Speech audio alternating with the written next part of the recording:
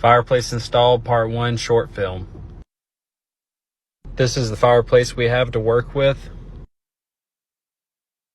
So what we're first going to start with is removing the mantle. I cut all the caulking around the mantle and just pull it off. And then I will cut out all the tile so I can start revealing studs. That's all the tile removed. Right now I'm just trying to cut and find studs. Like I said, the encasing is just going to be cut out and removed. Tear out all the drywall. This is what the unit looks like behind the wall. This is what the encasing looks like currently. And then I'm going to be removing all the electrical outlets because I can't close in the electrical outlets behind the new wall. I'm not even going to lie, sawzalling this thing out was a pain in the rear, but eventually we got it. This is what the outside cap looks like, and this is me demolishing the pipe to get it off and disconnected from the unit. Now that we got the unit disconnected from all the studs and the cap, then we got to remove the gas line. That's why he's flipped upside down on his head, but I ended up having to get it. And now it's time to haul this sucker off. Right now I'm just going to cut me a metal plate to cover this hole. Once the metal plate is cut and installed, I'm going to stuff it full of insulation. This is me cutting the plate. Once I cut the plate, I grind down the edges to make sure it has a smooth finish, and then I will create a bunch of scuffs with a wire wheel and wipe it down with mineral spirits. And this is just the painting process. Once I'm done with the painting process, I will drill some holes for screws. I put tape on the back of it and spray painted for the holes to show. And then I take my hammer drill and cut through, scode the back up. Then I mount my plate and paint the screws. Here's the hole being stuffed full of insulation. I drill a hole to reroute some wire, and then I'm mounting up the new fire stop. This is pretty much the end of part 1, so if you enjoyed watching this, please like and drop a comment. I'll see Fireplace Install part 2 short version. I will first start out with building a platform. Once I get the platform built, I will be able to pull the unit in. Then I will wire the unit in, as well as hook up the gas. Now that the unit's set, I can set the pipe.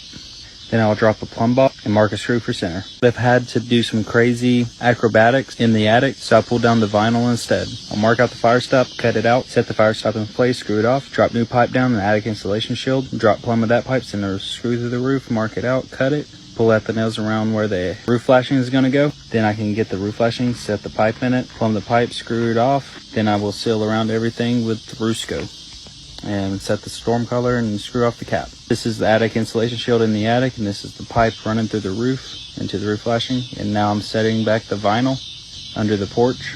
Make sure to always clean up your mess when you're done with the job.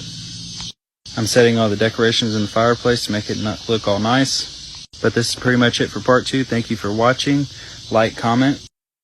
Fireplace install part 3. Part 1 and 2 is on the page right now. First, I'm going to start with pulling up the trim around the hearth, and then I'll scrape all the glue off of the wood and the tile to have a nice flat surface. Then I will level the drywall off with the studs, cut the drywall, and pull the drywall down.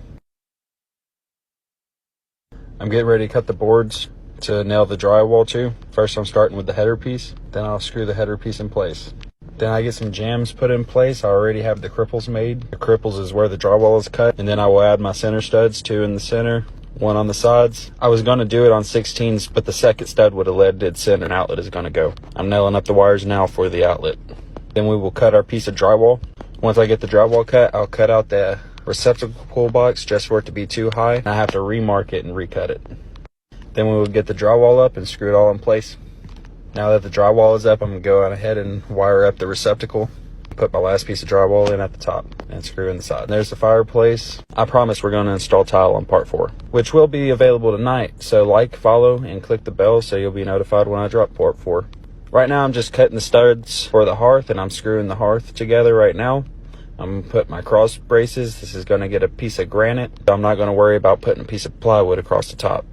Once I get it screwed together, I'm going to pre-drill some holes so I can tap some anchors into the concrete subfloor. Right now we're getting ready to set the hearth. We'll set it down. That's drilling for the anchors. I'll tap the anchors in, and then I use a bit to screw them in. And there it is. Thank you for watching. If you missed part 1 and 2, they are on my page right now. Fireplace install part 4. Right now I'm just setting the adhesive for the granite. Once I get a thick layer, we can bring the granite in, slide it in place, center it.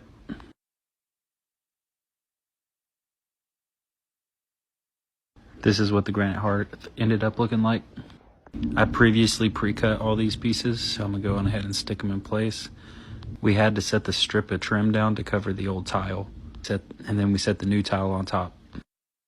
This is what the hearth ended up looking like. Now that we got all that complete, we're just going to stick all the tile on the wall. And if you didn't watch my comment video earlier, I will end up showing you all the gaps we ended up with, and then I will show you how we fixed it. As my coworker continues laying, I'm marking out for the mantle. I'll nail up a mounter strip.